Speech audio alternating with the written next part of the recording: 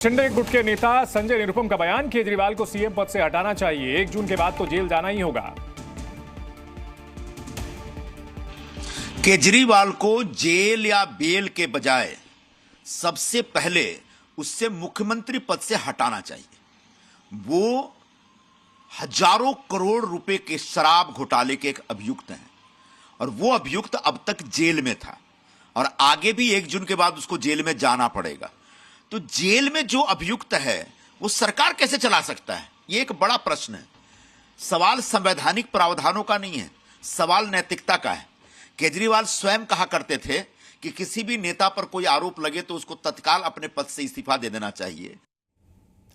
जी media संवाददाता अरविंद हमारे साथ लगातार बने हुए हैं। अरविंद, निश्चित तौर पर यह फैसला, जैसा कि आपने भी बताया, कि पहली बार ऐसा हुआ है कि प्रचार के लिए किसी नेता को जेल से अंतरिम जमानत दी जा रही है। इन सबका जो रेगुलर अपील की गई है, रेगुलर बेल की अपील की गई है, वो मामला भी सुप्रीम कोर्ट में पेंडिंग है। क्या दोनों पर कोई असर पड़ सकता है इस फैसले का उस पर?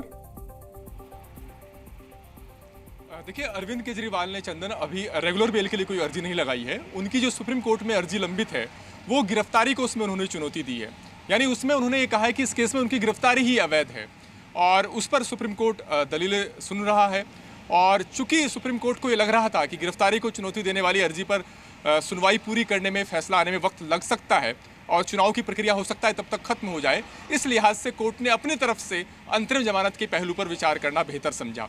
एक सबसे महत्वपूर्ण बात चंदन यही है कि अंतरिम जमानत की या रेगुलर जमानत की मांग अरविंद केजरीवाल के वकीलों की तरफ से की ही नहीं गई सुप्रीम कोर्ट से। ये सुप्रीम कोर्ट के खुद की पहल थी कि सुप्रीम कोर्ट ने कहा कि जो सवाल इस मामले में उठ रहे हैं वो असाधारण है, इस लिहाज से हमें लगता है कि अंतरिम जमानत के पहलू पर विचार करना बनता है। और जैसे ही कोर्ट ने अंतरिम जमानत पर दलीलें सुननी शुरू कर दी, अरविंद केजरीवाल के लिए राहत की उम्मीद नजर आ गई और उसके बाद आज उनकी रिहाई भी हो रही है। जी अरविंद, इस बड़ी खबर पर आप नजर बनाए रखें, आपसे आगे भी हम जानकारी लेते रहेंगे।